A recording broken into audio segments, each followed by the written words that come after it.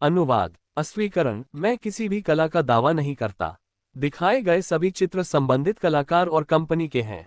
यदि आप मूल स्वामी हैं और चाहते हैं कि मैं वीडियो हटा दूं, तो मैं इसे तुरंत कर दूंगा, बस मुझे एक ईमेल भेजकर सूचित करें। यदि आपको मेरी सामग्री पसंद आए तो कृपया लाइक, शेयर और सब्सक्राइब करें।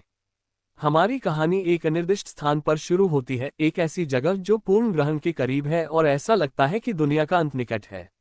एक पल में एक कीड़े जैसा बदसूरत प्राणी एक आदमी पर हमला करता है।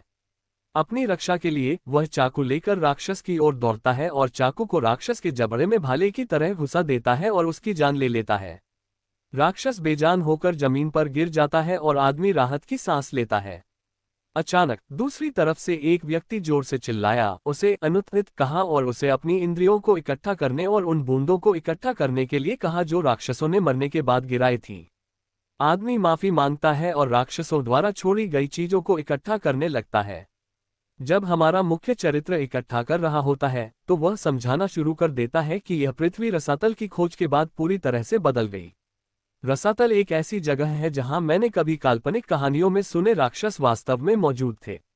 इस रसातल में कुछ लोगों में कुछ शक्तियों का उदय भी होने लगा, जिसके द्वारा वे राक्षसों को हराने लगे और रसातल की खोज करने लगे।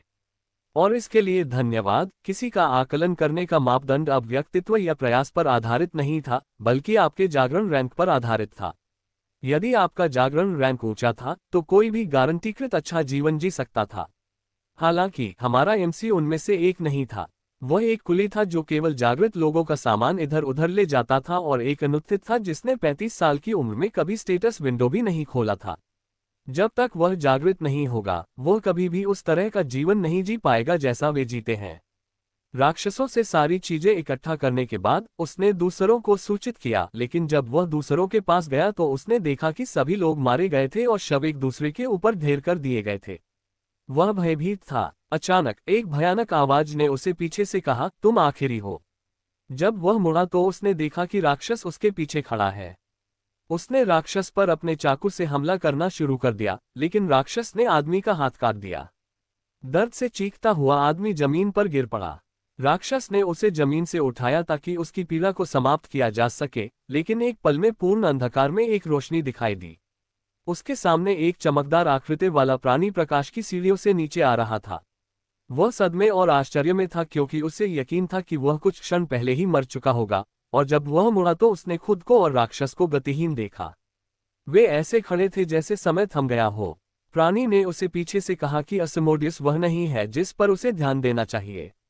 उसने खुद को राजा के रूप में उससे परिचित कराया और कहा, मैं तुम्हें अधिकार प्रदान करूंगा, और कहा, मैं तुम्हारे संकल्प और दृढ़ता की प्रशंसा करता हूं, इसलिए मैं तुम्हें चुनने आया हूं और यह याद रखना बेहतर है कि इस तरह के चमत्कार अब नहीं होंगे।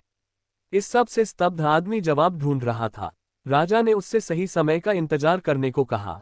उस दिन सब कुछ स्पष्ट हो जाएगा और जब वह दिन आएगा तो वे मिलेंगे और वह उसे अपनी कुंजी कहता है।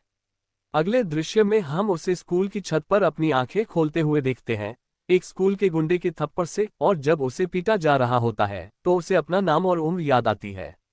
उसका नाम किम टुम है और रैंक एफ है और वह 19 साल का है, और उसे ये भी एहसास होता है कि वह 16 साल पहले वापस चला गया है। किम जो इस स्थिति से खुश था, उसने गुंडे पर एक मुक्का मारा और उसे पीछे फेंक दिया और बाकी गुंडे भी चौंक गए क्योंकि किम अब एक जागृत था। अब किम ने एक मुक्के से एक गुंडे को पीछे फेंक दिया। दूसरे दो गुंडों ने किम पर हमला करना शुरू कर दिया। किम ने पहले वाले की फायर फिस्ट को चकमा दिया, उसे एक अपरकट से नीचे गिरा दिया और दूसरे को पेट में लात मारी और उसे जमीन पर गिरा दिया। समय में वापस जाने से पहले किम 35 साल तक अनुत्थित रहा था। वह अंधेरे और उसके राक्षसों के बारे में उपलब्ध हर जानकारी, विभिन्न मार्शल आर्ट के विभिन्न ज्ञान और कौशल के लिए शारीरिक प्रशिक्षण से लेकर सब कुछ कर रहा था, इसलिए उसके लिए इन अप्रशिक्षित ठगों से हारना संभव नहीं था। जमीन से उठने के बाद दोनों गुंडों ने किम पर हमला करना शुरू कर दिया। उन्होंने दूसरा हमला शुरू कर दिया, लेकिन किम ने उन्हें दूसरी बार नीचे गिरा दिया। पहला गुंडा उठा और अपनी शक्ति को सक्रिय किया। उसकी शक्ति एक पत्थर की त्वचा थी और उसकी रैंक सी थी। उसने किम को बाएं और दाएं मुक्का मारना शुरू कर दिया। किम ने सभी वारों को चकमा दिया। एक बिंदु पर वह हवा में कूदा और किम पर ऊपर से हमला करने की कोशिश की। उसने एक घातक प्रहार किया और हर जगह धूल से भर गई। जब धूल साफ हुई तो किम, जिसने पिछले वार से जगह छोड़ दी थी, ने पीछे से उस पर हमला करने की कोशिश की। उसने किम की हरकत देखी और जल्दी से किम को मुक्का मारने की कोशिश की। किम ने उसके मुक्के को चकमा दिया और उसके चेहरे पर मुक्का मारा, लेकिन उसका चेहरा उसकी ताकत के कारण पत्थर का बना हुआ था, इसलिए किम को अपने काम से अपना हाथ दुख गया और गुंडे ने भी इस अवसर का लाभ उठाया और लड़ाई की।